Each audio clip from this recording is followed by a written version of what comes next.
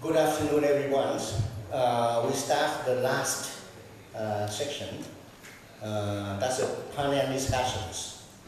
Now, I try to explain a little bit of how we organize in such a way that we have all presentation during the last 1.5 days. And now we come to the panel discussions. The reason behind that is very simple. Now, what we found out is that the study, the research on the climate change and population health is still few and not so much reliable, I suppose I would say that. And we think that would be very, very important to have a basis of evidence so that we can, based on those evidence, to provide policymaker with firm evidence so that we may hope to have some sort of plan of action after that, policy after that.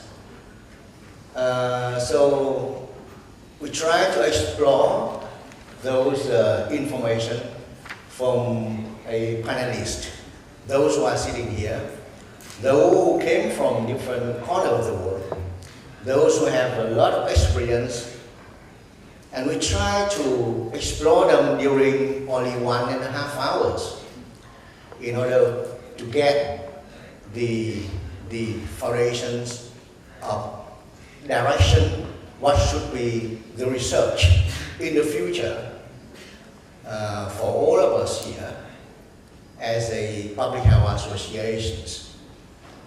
Yeah, that's the reason why we wanted to have these discussions. Now, to explore those kind of things is still difficult for me until now, since tomorrow night, I'm still thinking of how best I can do in order to pose questions so that those experts can be able to give us the information. Not only myself. I suppose that you will join me to raise the questions for them so that we can best explore of their experience and knowledge. So that I think I would have a cooperation from you during that last session here in only 50 minutes. Now, to start, I would I received already the bio skills of everyone expert sitting here. So I will release the information so that you know who they are and what their background experiences, and then we try to explore from them. Professor Malarao, who is sitting here, gave a very, very good keynote speaker. Professor Rao is actually the NHS Professor of International Health, University of East London in 2011. She also served as an honorary public health advisor to the Administrative Staff College in India, Hyderabad, and as the lead technical advisor of UK Department International Development Scheme in Madhya Pradesh, India. She has established public health operations of India's first Institute of Public Health as its founding directors under the aegis of the UK Global Health Strategy, following a request from PHFI to the Departments of Health in England for her support.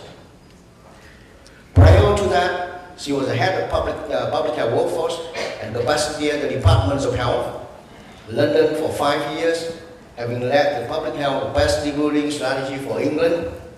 She was previously a director of public health for many years. Throughout her career, she has been committed to developing multidisciplinary public health and bring public health teaching, research, policy, and practice close together. That's very, very important. More recently, she has been contributing significantly to strengthening the India-UK strategic health partnership. Mala has been active since 1990 in raising awareness of the link between climate change, sustainable development and health. She instigated, part brought coordinated by the highly committed book, The Health Practitioner's Guide to Climate Change, published in 2009 and referred as to a wake-up call for the health profession by then President of the Royal College of Physicians of the UK. She also led the writing of the health chapter in the Government of India 2010 assessment of impacts of climate change and has contributed to several authoritative books for references on climate change. That's Dr. Professor Mala Rao. We gave her a big applause.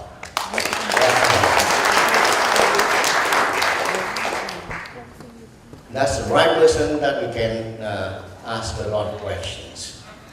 Public health and climate change, not only in the UK but in India. Professor Rasim Rockloff, who sat over there, Associate Professor of Epidemiology at Umia University. He has a PhD in Environmental Health, a Master in Statistics and Bachelor in Mathematics. Dr. Professor Rockloff's expertise is within statistical and mathematical modeling of disease related to meteorology and climate change. Dr. Rockloff is the leading of the group, around 20 people, specializing in research in health risk of resilience to environmental exposure and climatic change. He has been working with in-depth network and helped facilitate the CLIMO studies and his active chapter of scientists to the IPCC 5th assessment report, the second working group. Dr. Rockloff is active in several assembly-funded research projects at Umia University.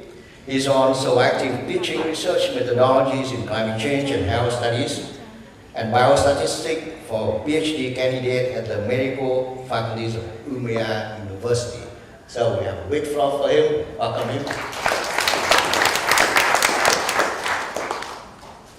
Dr. Penny will just give a very, very interesting keynote speech today. Professor B is Professor of Public Health and Epidemiology in the School of Population Health at the University of Adelaide, Australia. He has studied impacts of climate, vulnerabilities on vector-borne diseases, enteric infection, heat wave population in Australia and overseas for 20 past years. He has been rewarded several research grants for this study from the different funding organizations. Professor B has published his research findings in the areas of climate change and population health over the last 20 years. Among his many papers published in these areas, these papers cover health risk assessment due to climate change adaptation, and emergency risk response to community resilience. He has been invited to give numerous talks at various national and international conferences. Professor B was the written team leaders of a discussion paper entitled The Impacts of Heat Wave on Population Health in Australia, under the scheme of National Climate Change Adaptation Research Network Human Health as node leaders of heat and health. 2010, Professor B and team, together with the SA team, emergence in services, SA Health Bureaus of Meteorology, SA Families and Community Services, was awarded the Australian Safer Community National Award for the project entitled South Australia Extreme Heat Response. That's Dr. Pan Wee. Give him a big applause.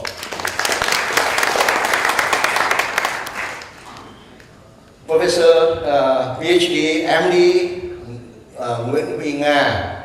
Professor Nga graduated as a medical doctor from Leningrad Medical University last year. gained master degrees in public health at Griffith University, Australia.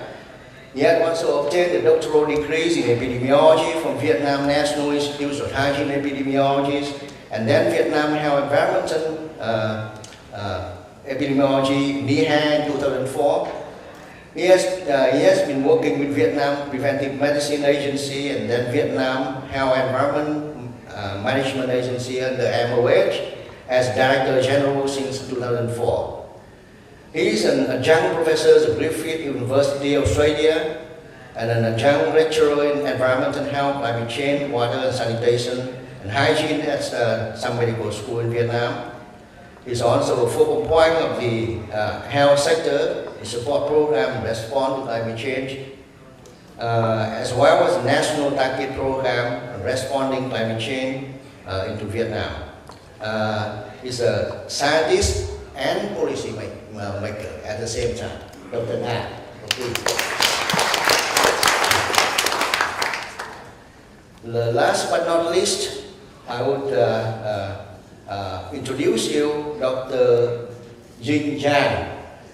Dr. Zhang is an epidemiologist and has a multidisciplinary background with 4 degrees awarded, a Bachelor of Medicine, a Master of Medical Science, another Master of Sustainability and PhD in Epidemiology.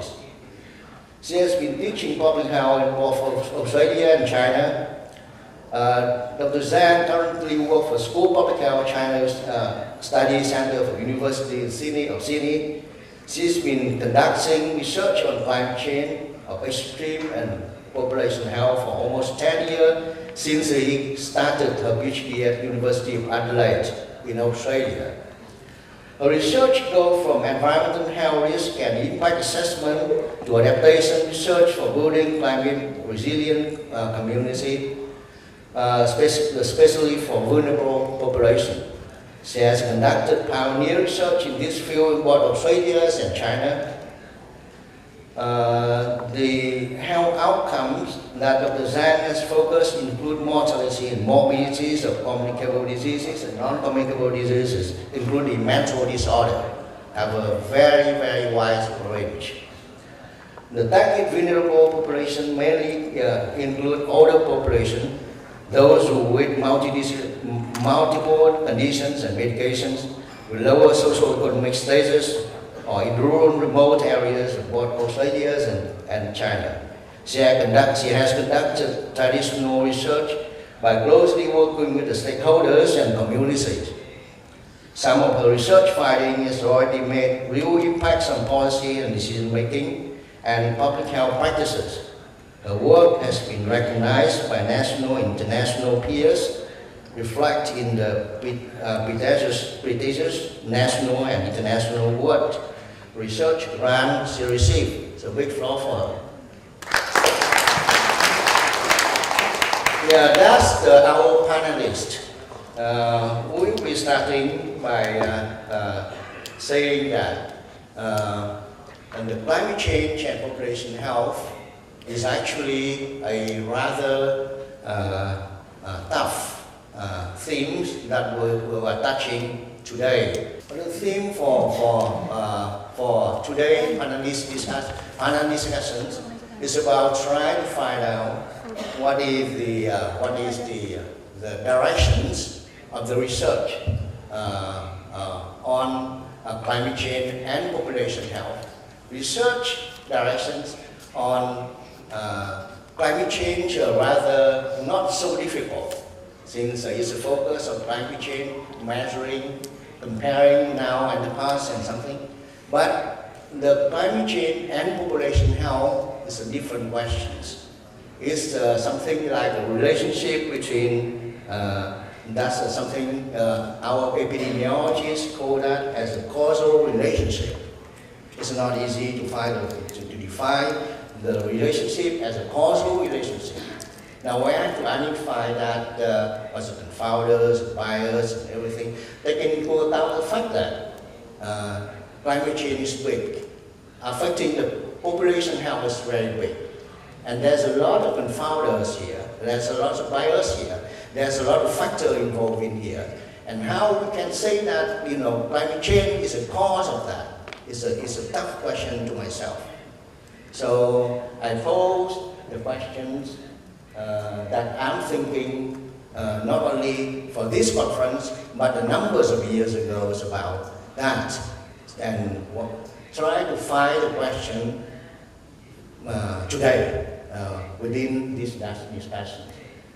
So I suppose that for starting the discussion, I would like to know, I would ask each panelist to give their opinions about that. Is that correct questions? Or is that something that we have to correct so that we can reach the theme as an outcome today? So I will now just listen it, and after listening all presentation, I will then pose the questions. And then the panel discussion, panelists will be discussed with each other, and everything will be recorded, so later on we can learn from that. And of course, as I mentioned earlier, that people from the crowd will be raising questions, and we highly appreciate that. So can we start with this side or the other side, whatever? Yeah. Now, I've been instructed that I have to sit.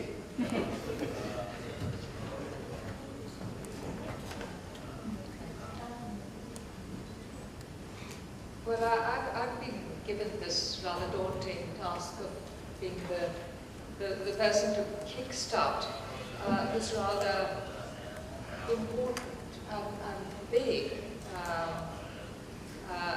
discussion on what is the research agenda for the future.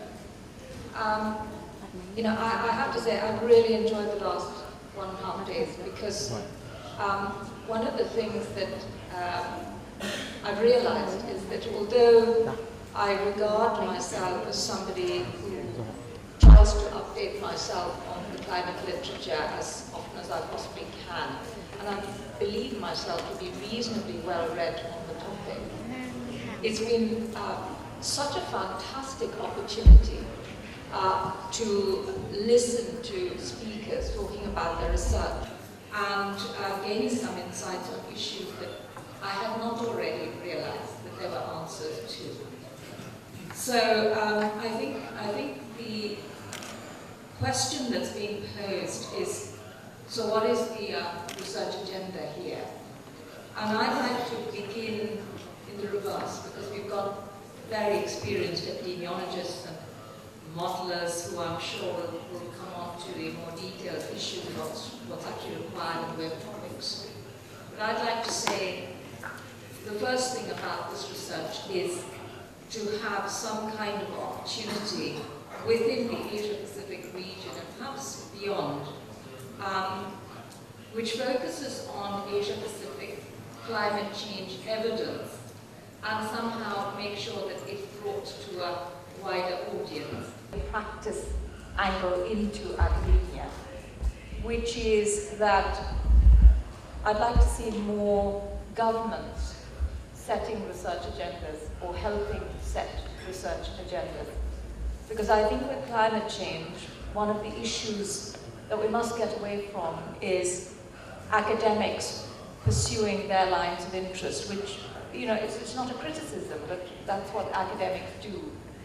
I think it's extremely important that governments support academics and almost lead the way, if I may say so, in thinking through what their gaps are in their adaptation and mitigation strategies and helping academics set those agendas. Because that's one way by which governments too will learn whether it's such a complex question that it would take 2 or 3 years to resolve, or whether it's a question that can be resolved quickly. It also ensures that both qualitative and quantitative research is carried out. And lastly, I'd like to say that some of the things that we heard during this conference is gathered up and makes up the first next step, if you like, of the research that's carried out in the Asia-Pacific region.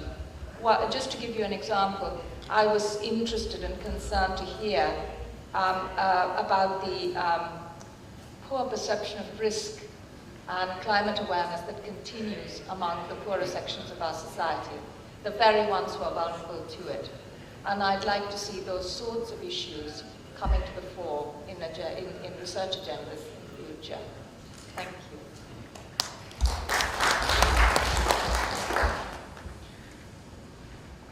As I mentioned before, I guess we got to set up some standard methodology in terms of research in this region. So that is one issue I raised. Because different people might have different research methodology, both quantitatively and qualitatively. So I guess probably it's a good idea for this region to set up a platform or network which we could share the research experience. We could learn from each other. So in that case, in this region, we could set up a standard methodology and the results could be consistent. So that is from research methodology perspective. In terms of detailed research projects, I think, as I said before, health risk assessment is still a big issue for this region. Health risk assessment. We have done a lot of work to study the impact of climate variation on population health, but the results are not very balanced in different countries. Some countries have done a lot of work, some countries don't. So probably it's a good idea, as I mentioned, to share research methodology so different countries could do very similar work. And also, as Professor Rao said, in addition to the quantitative component work, a qualitative approach should be encouraged, which could get involved the policymakers, different stakeholders, for their contribution. So for example, if we set up the new policies or guidelines, we have to get input from government organizations, NGOs, service providers. How do we get them input? Some qualitative research method probably is necessary. That is part of adaptation, I guess. And also increase the community resilience is another issue I would think it is very important to Asia-Pacific region.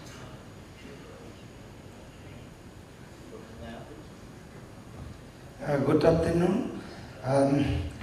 As Dr.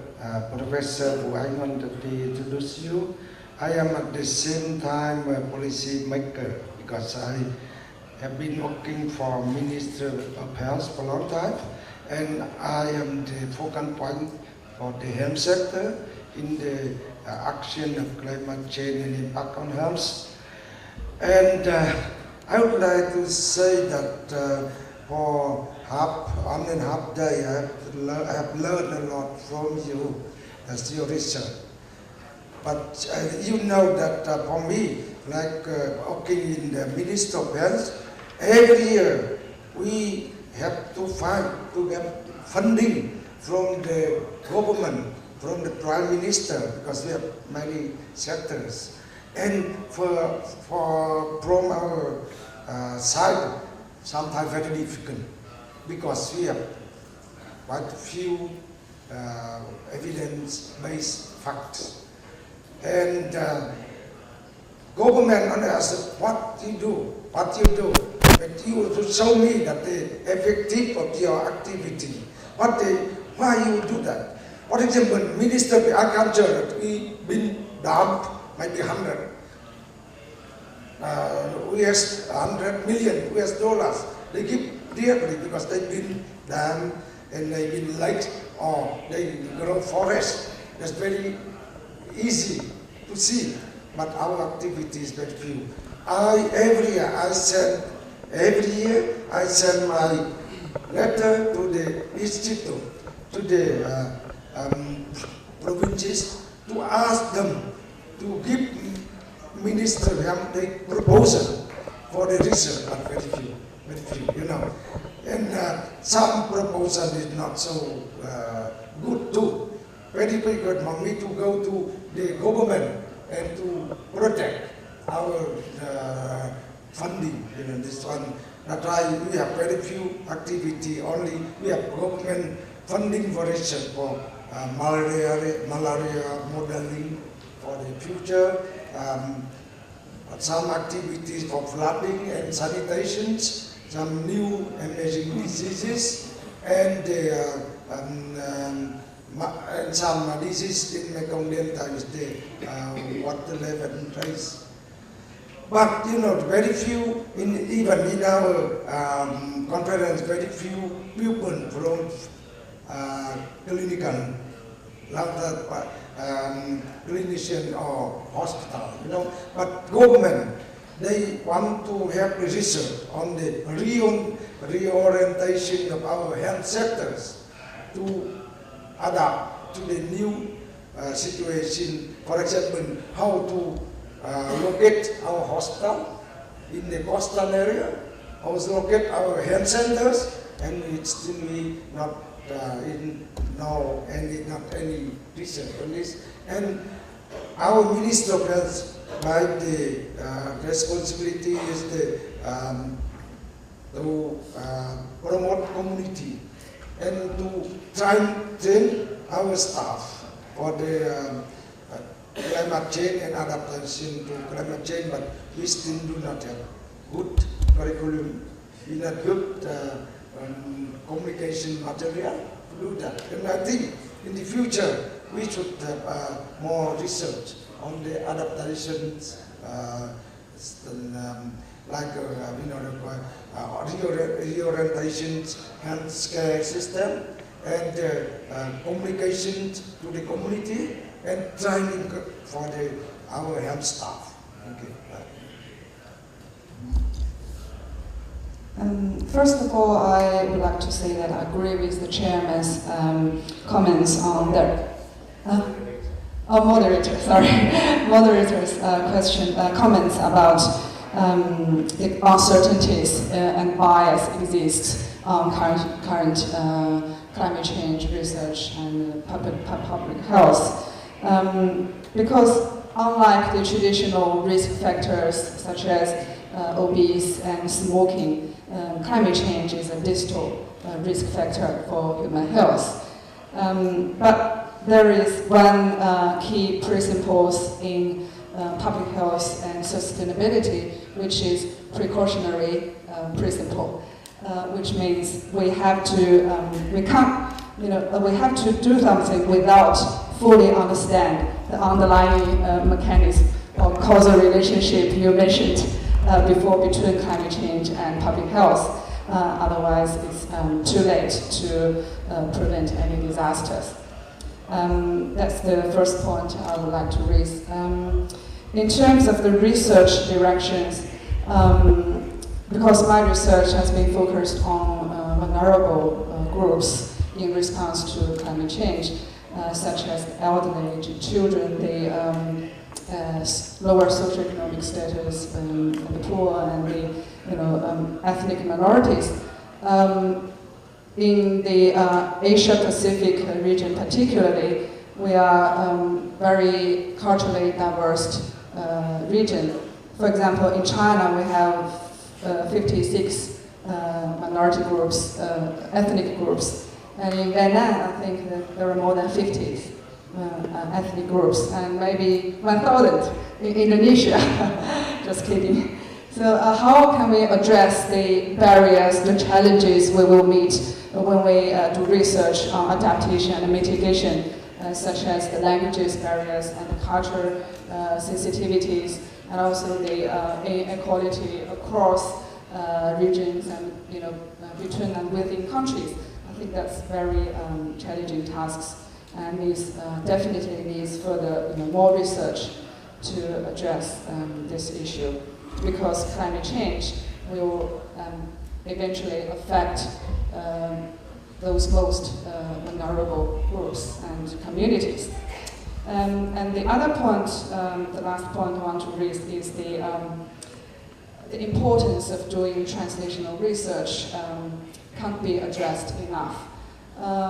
Many students ask me why we do research, why we do study epidemiology, statistics. What's the meaning of doing research anyway? I am an epidemiologist and I have people published, but only after I actually doing research on climate change and public health, I have the feeling that my research is so closely related to changes in policies and public health practices.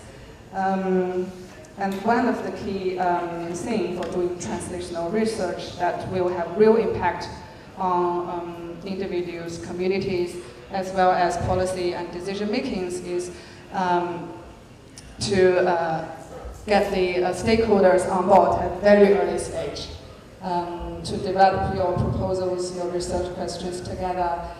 So then that will be I think the easiest way to get the results translated into real impacts, such as we are doing here with policymakers from the government and other industry partners as well.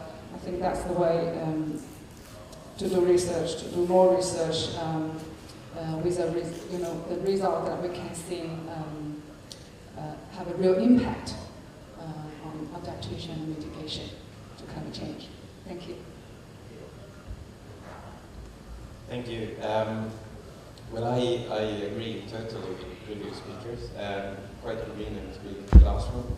Most of the discussions and evidence in low and middle-income countries on impacts for health was basically generated from global models with big uncertainties and no capacity basically to adapt and to use that information. So in the process to generate more local evidence and capacity, I think that's incredibly important. And obviously there is a lot of things going on now on that part. In that process, to start a dialogue with the stakeholders for identifying interventions and adaptation measures, and to use and to anchor the research with the translational perspectives, I think it would come natural. I mean, that's my experience, that when you start to know a bit more what you're actually dealing with, the translation to the society is quite rapid. There's a need for this knowledge, so it goes quite swift. There might be complexities though that we need to assess. Then looking at what's been covered over this conference, I think there's a lot of things on climate-sensitive diseases, at least for the quantitative part. Very little that actually makes that association to climate change in a more sort of robust way, which is it's quite complicated to some extent to attribute disease and to attribute anything basically to climate change, because climate is changing whether there is climate change or not. It's variability of climate change. And obviously we need more research on these things. We need to know how things are changing in specific locations. It's very heterogeneous in that respect.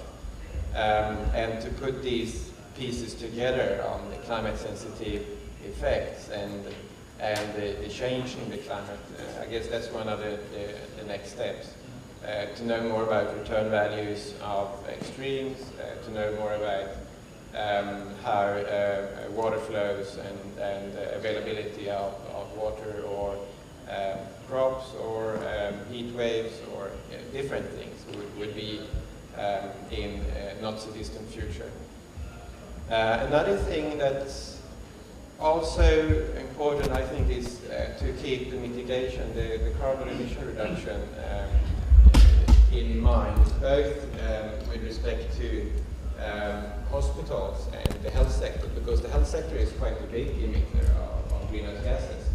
And if the health sector would grow in a non-green way, there would be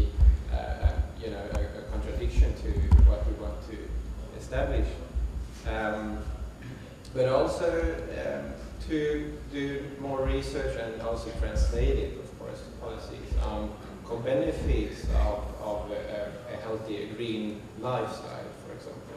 Very important where there's co-benefits in terms of maybe reductions of air pollution and various aspects of co-benefits is a bit missing, I think, and that also needs to be somewhat locally anchored to be effective in the national and local perspectives.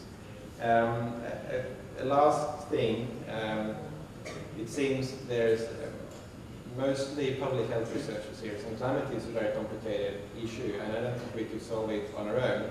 We need to collaborate between disciplines and work on an intersectoral basis to actually manage the challenges, because some things are really hard to tackle on our own, and that's also something we need to incorporate in everything we do to work intersectorally, cross-disciplinary. Yeah, it seems that we've been suggested that to respond to the to do research to what how to do research rather than what to do. Research. My emphasis here is that more about the climate change and population health. That's a combination. That's a causal relationship. But I'm happy to hear that some figures that try to do. That's a very direct questions. And try to do some sort of measuring climate change. Compare that currently with the past, and identify what changes, and then try to observe the other side, and disease, particles, population, vulnerables, or something like that. So to try to link up those kind of things. That's sort of something that we can go There are some more questions. Professor Rao. You developed already the book entitled The Health Practitioner Guide to Climate Change. And this has been highly appreciated by the people not only in India, but also in the UK and everywhere, I suppose. What was the main content of that? And based on what you developed this kind of very useful and acceptable, welcome book like that.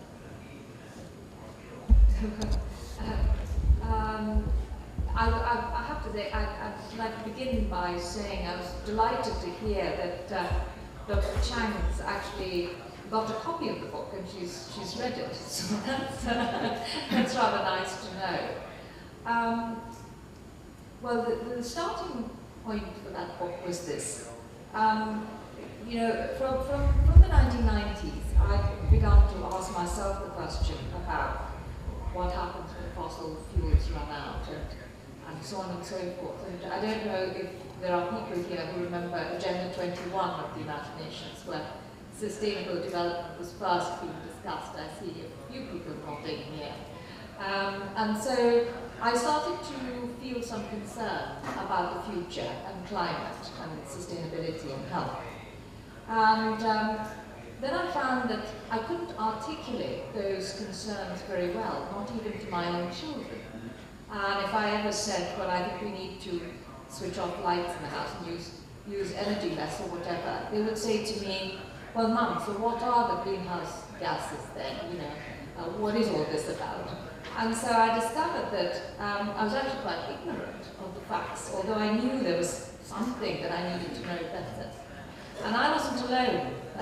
Most health practitioners, and I mean that in the broadest sense, people who contribute to public health, did not understand the relationship between health and climate change. So in actual fact, I confess, I wrote the book for myself and people like me. I gathered together a bunch of good friends, and we decided that we would write a guide for, loosely speaking, people who regard themselves as health professionals or anybody to do with health. And we rather regret calling it the Health Practitioner's Guide to Climate Change, because there are many water and sanitation engineers who have found it extremely helpful. Because what it does is it starts to explain, so what are the greenhouse gas emissions? What is IPCC saying in the clearest, simplest way?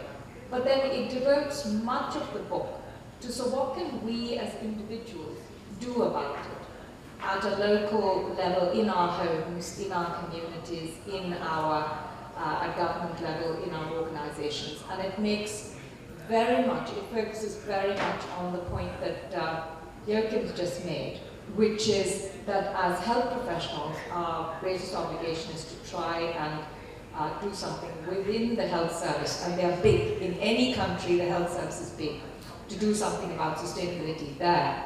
And secondly, to focus on the climate co-benefits of health policies. And it's particularly applicable to Asia Pacific because the other thing we haven't discussed in the course of this conference is that there are countries represented here whose major preoccupation is what do we do about maternal mortality, what do we do about infant mortality, reaching the MDG goals. There are others which may have reached those, but obesity is the big elephant in the room. The government is more concerned about that than climate change. And to bring about those synergies is what we've tried to do in that book. So that's what it's all about. It's very interesting to hear from explanations about the book. That has been developed very early, to now it's about how many years? More than 20 years. The idea for the book has been growing for a long time, but it was finally published. We wrote it between 2007 and 2009. And by the way, the authors are extremely distinguished people, and it was published 4 years ago.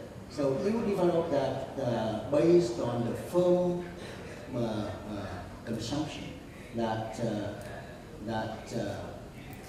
climate change is the cause of the health problem on the populations, right?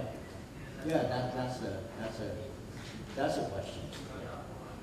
Yeah, we believe on that. We believe that climate change actually is a cause already.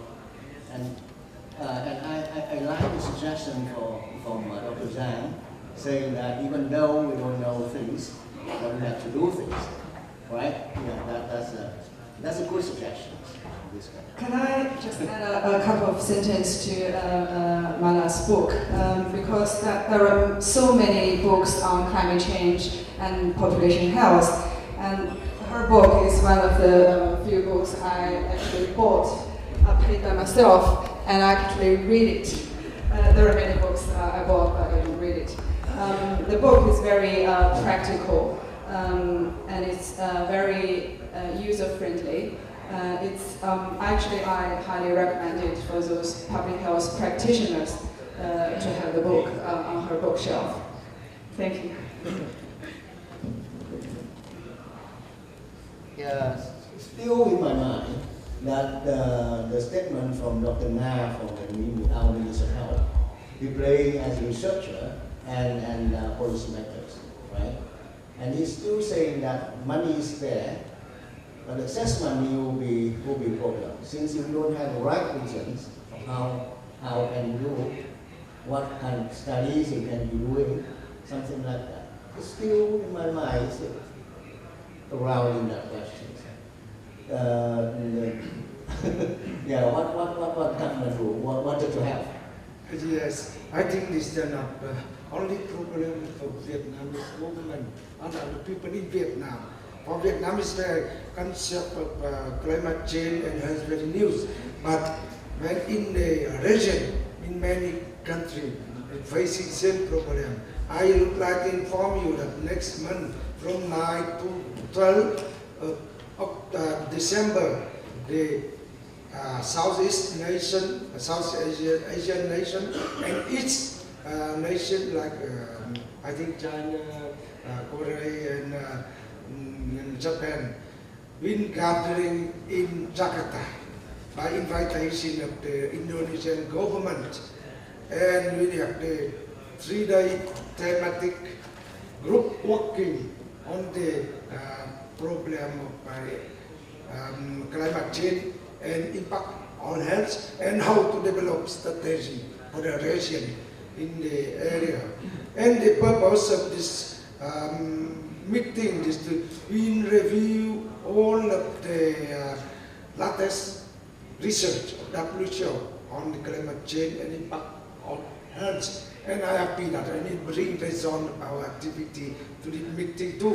And they have the exchange experience and information to each country to develop strategy, and then including research and analysis and adaptation measures. Yes.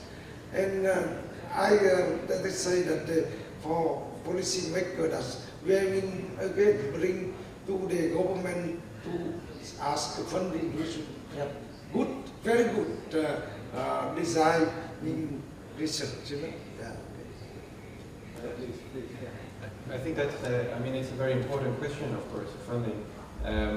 In climate science, there is a huge funding to all types of natural science without health. I mean, health is only a tiny, too tiny bit of all this research. And I mean, we need to work on those policy aspects, on the funding availability, and really bring health into the climate agenda, because it's not really, I mean, it's a really important outcome of climate change, but it's not really on the agenda today, in my, as far as I understand. And that's a very important debate to engage in. Yeah. To change the skewness of the funding from different sectors. Well, in Australia, we just changed the government.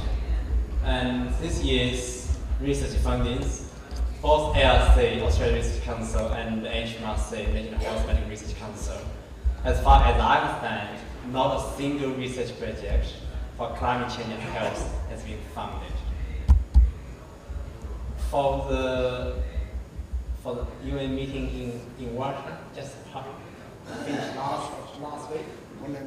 Do we have delegates from Australian government to attend that? Like, no. So, yeah. So funding could be the issues in, at least in Australia. I mean, research fundings. Funding is very important in terms of doing research, but what kind of research will be focusing on? As far as I understand the panelists, different kind of panelists, it's about trying to identify the problem, I mean health problem caused by climate change, right? With perceptions that, you know, with firm assumption that, you know, climate change caused by health effect has been strongly caused by climate change, right? Okay, that's the way that we have to do. And the 1.5 days we just passed, there's been suggestions of what to go further. Is that what I can say? Please, yeah, please. I think it has, because I'd like the others to confirm whether I'm right. I think Joachim is right that there is a lot of funding, despite the Australian situation, in the quantitative research, not least because the Intergovernmental Panel for Climate Change is an extremely powerful, influential body.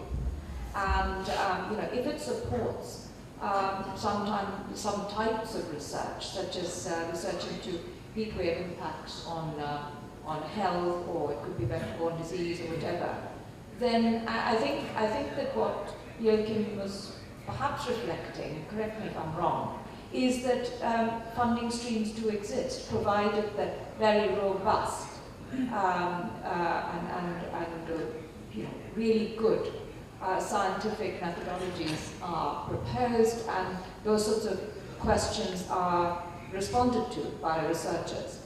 I think the thing that emerged for me was how little in the way of policy analysis, and what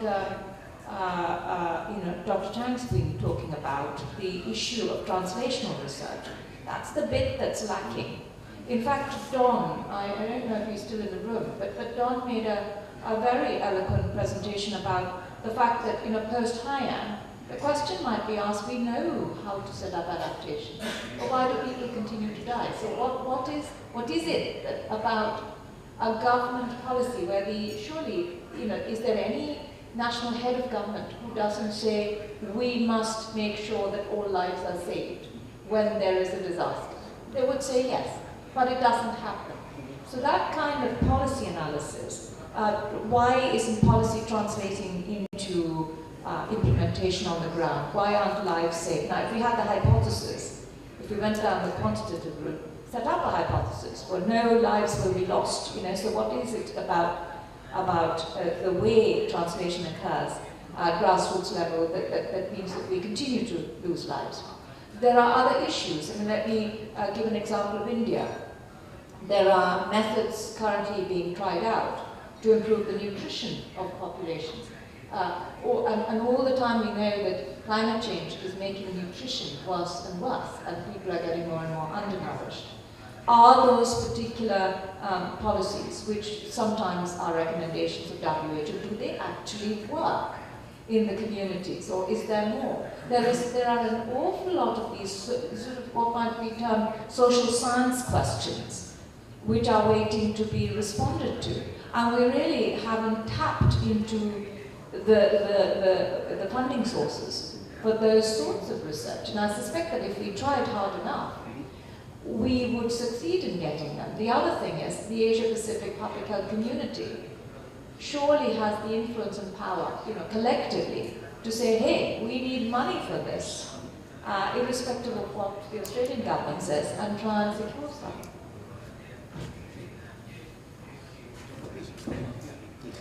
I think that's really important to push these things. And I mean, the area in itself is a quantitative field from the beginning. So to tackle that and actually embrace social sciences, qualitative methods, is really important for the outcomes and for understanding the context. Something that I think is related to this translational part as well, I think research and policy in itself at the high level, it needs to be supported by capacity and understanding and knowledge and training at all levels. So jointly with doing research and developing policies, we also need to do capacity building, training, to have joint programs of research, the research training, or courses, training on adaptation, or different aspects. Because, I mean, there's been generated results, impacts and estimates of health burdens in regions where there's no capacity to do anything at all. And that's even on, I mean, it's policy relevant, but we should be able to translate it into something, and there's nothing to translate with. In line with that, I would just would like to mention the story that I was just discussing earlier, just beginning of this discussion with some colleague from UNICEF, saying that even though some framework program has been developed quite well, just need someone to follow from the government side. And that's exactly that. We are still waiting and thinking about, you may correct me if I'm wrong when saying something, but actually nothing has been done. That's the issues of commitment of the government. That's another thing that we have to think very careful about. Since, of course, without commitment, we cannot do anything. But that's a big problem. Or suppose that the government has another things that we think in the short term they will have to solve that. And with the limitation of resources, limitation of time, and limitations of human resources, like you mentioned, the capacity buildings will need to add in or something like that. How to do all that kind of thing at the same time, and that's a big question that those developing countries like Vietnam is now facing. If someone from the audience wanted to have a question or recommendations, please go ahead. Raise your hand, and the wide discussion will be open for everyone. Please.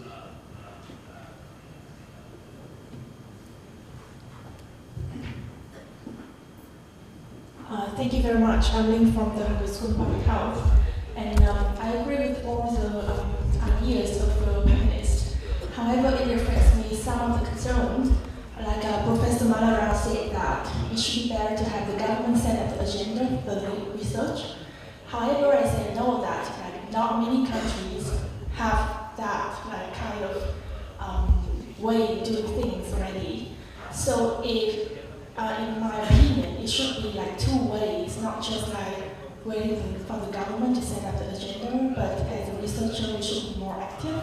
And then if being more active, so from the presentations during the last 1.5 days, it seems like all the research now concentrate a lot on the health risk assessment, which is a great start at the beginning.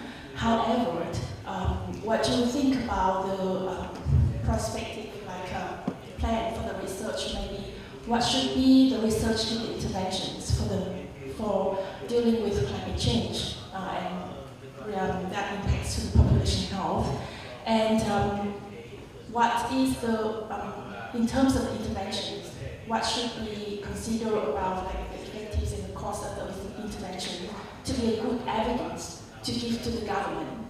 And then it comes to the next question is about how we can involve as the private sector to be more involved in the policy making process.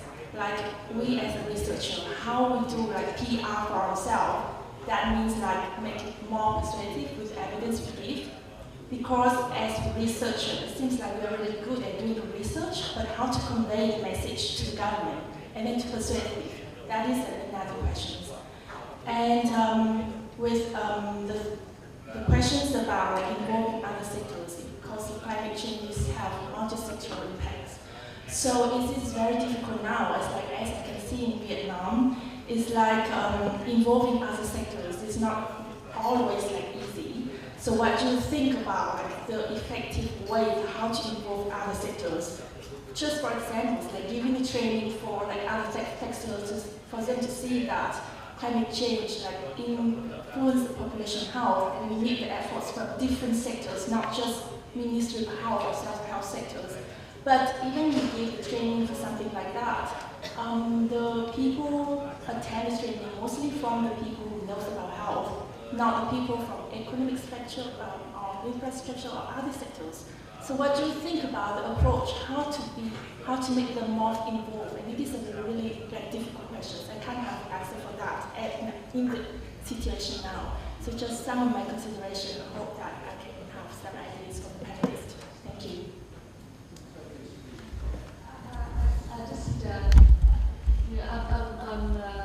Well, thank you for those several questions that you posed, and I'm sure the whole panel will respond. But I just wanted a point of clarification. I wasn't suggesting that the government sets the agenda. I just said that the government needs to be part of the stakeholders who set the agenda. Too often what does happen, and it happens more often with, for example, health service research, where you may find researchers come in and they say that I'm going to do the most elegant piece of research, which is going to take $1 million, and I will give you the answer by 2020. And the government needs some answers now. And actually, if we ask the government first, then we may know that some rapid research, which could be done despite the limitations, which gives government some responses within the next 6 months, it could be a policy review or whatever, could then be followed up with some very in-depth, highly statistically complex ways of doing the research in greater detail, if you see what I mean. So I'm only suggesting that government needs to be part of that stakeholder group that decides what a country needs. Too often, developing countries are not engaged, and you find a bunch of researchers come and do something and go away, and they don't even quite often give the results to government. And it's that I was highlighting. I wasn't suggesting it alone sets the agenda. The health intervention. In South Australia, we have set up a heat health early warning system.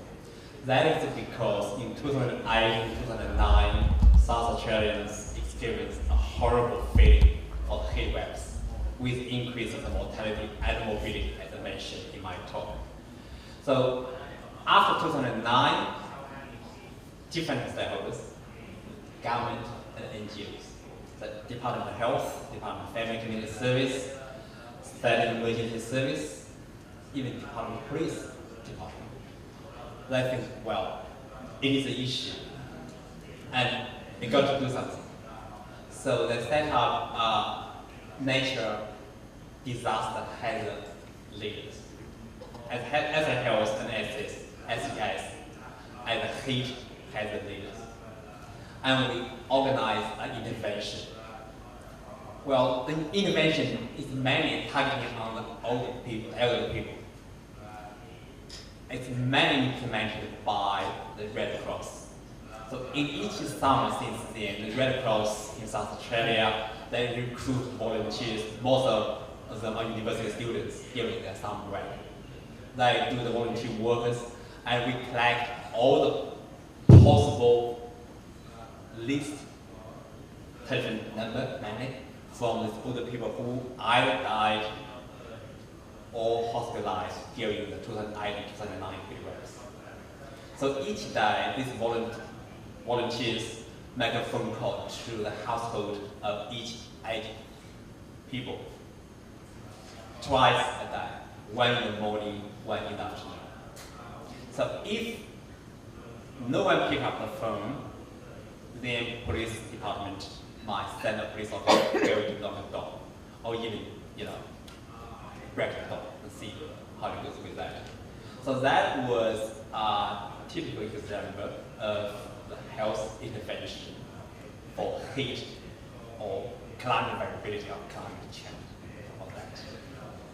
In addition to this, your next question for the effect, I guess this is also the example for the effective involvement of different organizations. Not only the government organization, but also NGOs, the Red Cross and the Royal District Nurse Service, we call RDNS. So this is quite a good combination of efforts between the researchers from us, government organizations, and NGOs, and some service providers.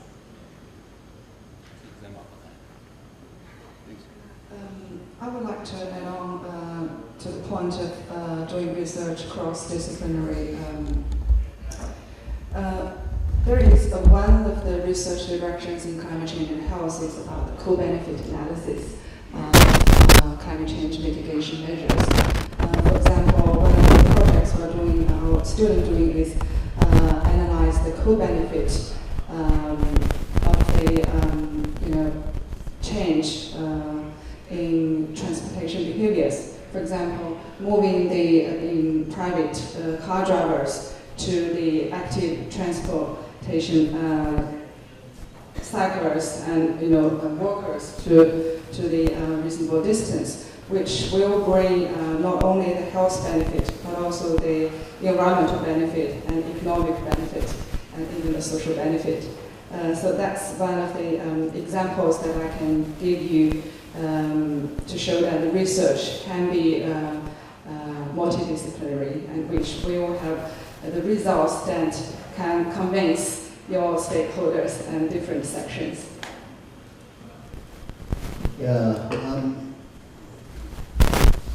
please go ahead, and then My name is Craig from the Viet, and thank you very much for all your thoughts.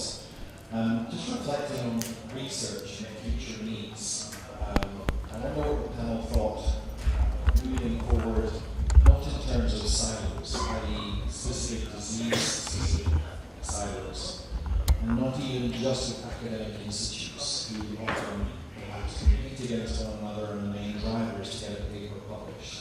But this is an opportunity to shift the paradigm a bit and include, as you're suggesting, many other stakeholders to be part of the research together, but fundamentally take a systems approach and a holistic approach to putting populations first. That was just, I'm just throwing that out, and just food for thought, but also wanted to suggest that as Professor Rao was suggesting, some of the priorities for research are not necessarily on the impact of climate change, what governments and key decision makers need now, not 5 years' time, is what works and what doesn't in terms of governance structures, accountability structures, right down to commune level, for example, in Vietnam.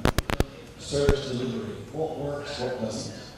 And fund flows, how money flows. We all know and live in different countries where money gets stuck for different reasons at national level doesn't flow. And those three elements could actually help look at different ways of what issues work, what doesn't. And again, I wonder what the panel thought about coming from a research background. It doesn't have to be perfect. How can we move the research agenda perhaps on those three issues and not make people scared of making mistakes, but be able to learn mistakes as they're doing, so shifting research into learning is doing. So a bit of reflection on learning is doing, not making mistakes, and also shifting the paradigm to be more inclusive of research and perhaps those three elements of research moving forward to make things work. Thank you. Thank you. Let me tell you a story that I just learned yesterday. After the presentations of Professor Rao, she said that above 29 degrees of Celsius, so each degree of Celsius increase that lead to about 3.7, 3.5 increase in mortality. That's a very, very persuading evidence. Now, my questions go to the Professor Robert. Since you've been doing a lot of modeling exercise or something like that, is there any other exercise like that, like the heat wave in New Delhi exercise that Professor Rao has been advising? Can you repeat the question? Yeah, the question is that doing modeling. Yeah. It comes up to what kind of modeling about link up between climate change and how you link it up?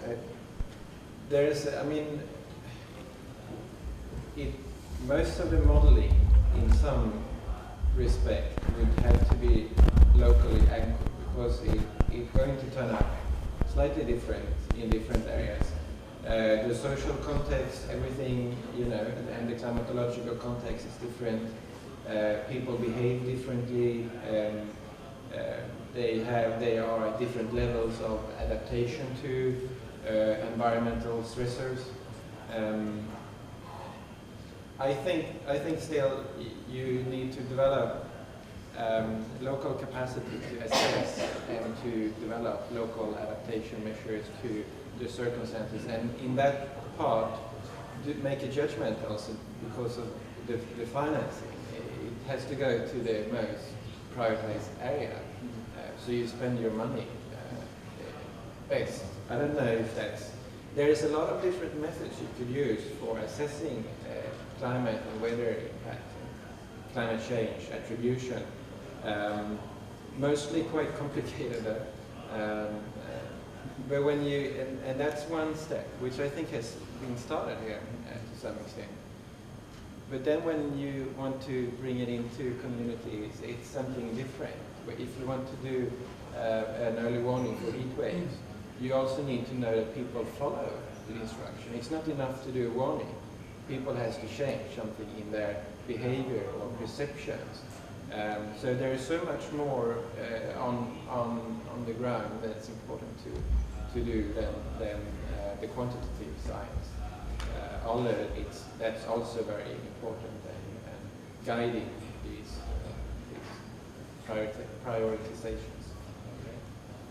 Don't know if that was good. Try to find something. Yeah, I guess that's why I suggested at the beginning. It's like probably it's a good idea to set up a network or training workshop or training program to make the research method standardized, so we could make the research results from these regions more consistent. So I guess for the past couple of years in the IC conference, International Society for Environmental Technology Conference, there, at least in Seoul 2 years ago, there was a training program specifically targeting on people from scientists from Asian countries to set up training programs and what kind of research method we can use, especially for data analysis. I guess this could be done in future as well. Say, for example, in next year or next couple of years, this conference, we can do very similar things, and also we could promote very similar stuff in some other international conference.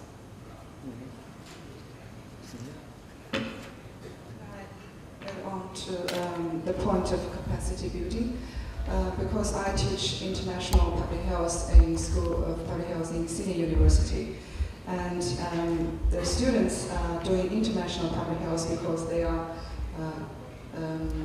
keen to know about the developing countries' public health issues there, which is quite different to the issues in developed countries.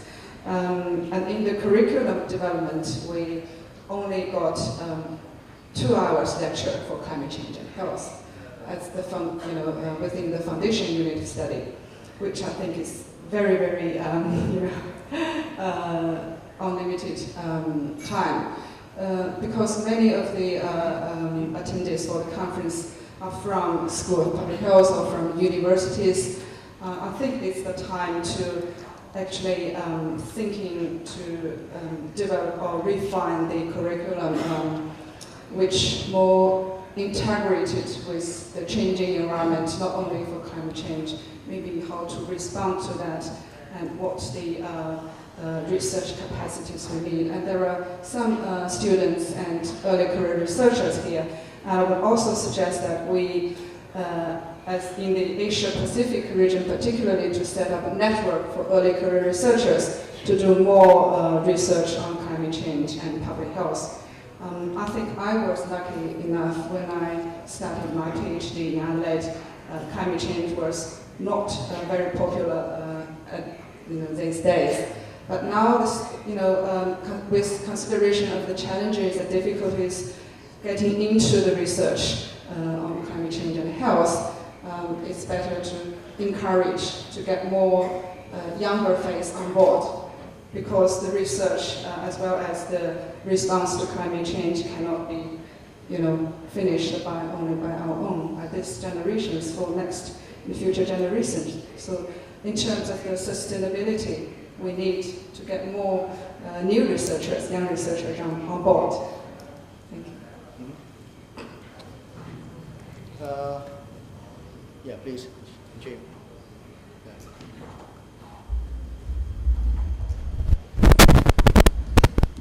Thank you very much. Jim Schulter from Canada. Dr. Zhang, you just said something that really struck me.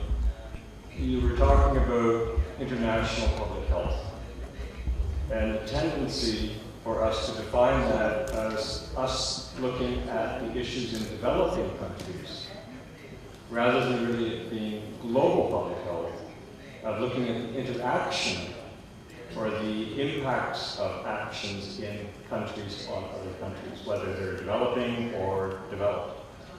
And I think this is central to what we're talking about, because all of the research that we tend to be focusing on, because of this region, I appreciate that, is looking at the impact of climate change on low and middle income countries in this region. But the causes of that climate change are not necessarily only from this region. As I said yesterday, my country is exporting fossil fuels to other countries. Why are we not doing research on how to galvanize action from this region to stop my country from exporting fossil fuels? Why are we not doing that type of research? That is the mitigation stuff. We're doing the adaptation. As I said yesterday, I'm very happy that we're seeing good things being done, but we're not doing yet the better things. We're not at the transformative change mode yet. And I think that that's where we need to be moving on the research, not abandoning the good research that is being done at the moment. I think we need to be shifting some of the research focus into these very transformative issues of what are the causes and how do we stop those causes? How do we bring those greenhouse gases down?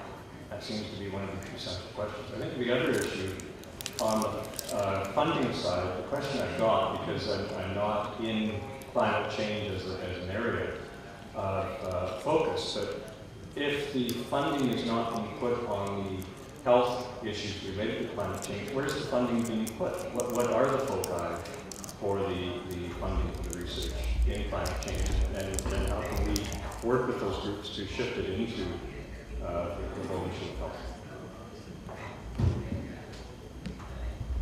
So, is there any other questions and comments on that, on this one? And if not, I would say is that for me to stand up here and put my paper. Now, we'll follow, we'll try to find the questions of what. In order to do that, we got a very, very wise advice, wise suggestion that we need to do things without understanding whole understanding of the things. I think to me that's a very, very good lesson learned. That even though during the time of understanding more, we need to act something. That's a good thing to follow. In order to do that, since we are more focusing on research, I would say that what we need to do is that we need to, since here's the international regional conference, we need to set up some sort of platform, as a suggestion from Professor Pambi, that we need to set up some sort of platform, sharing and doing research together, so that we can share our experience, we learn from our friends, so that that would be. So we have to think about that in terms of means of our regional administrations here, on how public health, each national public health association will have to do. We have to sit together and think on how to set up some sort of platform, and how platform will be doing the good things. Yeah, that's what I'm thinking myself. We have to think about bringing both qualitative and quantitative all together, so that we can have some sort of comprehensive understanding of what is happening in terms of doing research. We have to use some sort of participatory research. We'll bring those who are marginalized to join us to do some research, so that we can take into account what their requirements and what they need to do, what they need the problem to be solved, and what way the problem will be solving, that kind of things. Since we understand very, very clearly that the silo is only available within the academic environment, it's not available in the reality, in the field. So bringing a student, bringing research to the field, doing research over there, that would be the direction for us. Now we have to think about widely, comprehensive, so that we can do research not only focusing on one small thing, but a little bit rather broader than that. We need to have a multidisciplinary approach. More sectors will be involving research, and by that we have a wider voice louder voice from those who need it. Research will not be focusing only on technical problem. That should be focusing on social, financial, so that the government might be persuaded by since that those kind of things will be affecting the academic development or something like that, they will be willing to share with us the resource for doing research. Capacity building will be very important part in doing research, in implementing research.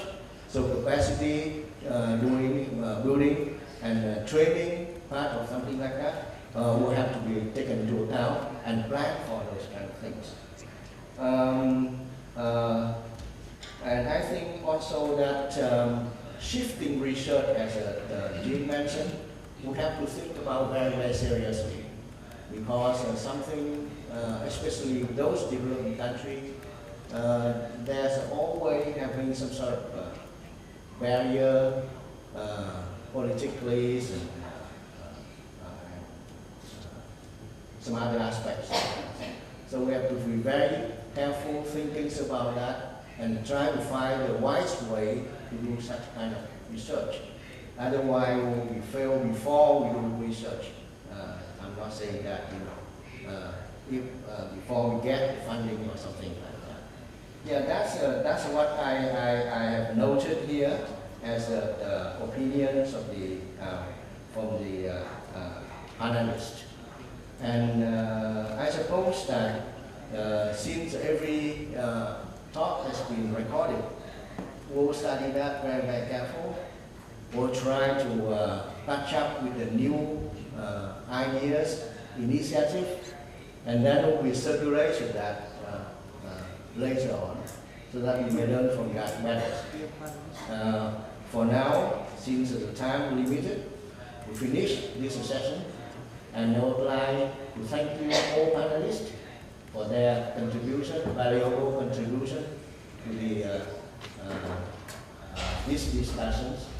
And we hope that we still, by email or internet, we still keep in touch with you all, so that we can learn more from you and in order to share with others within the workshop.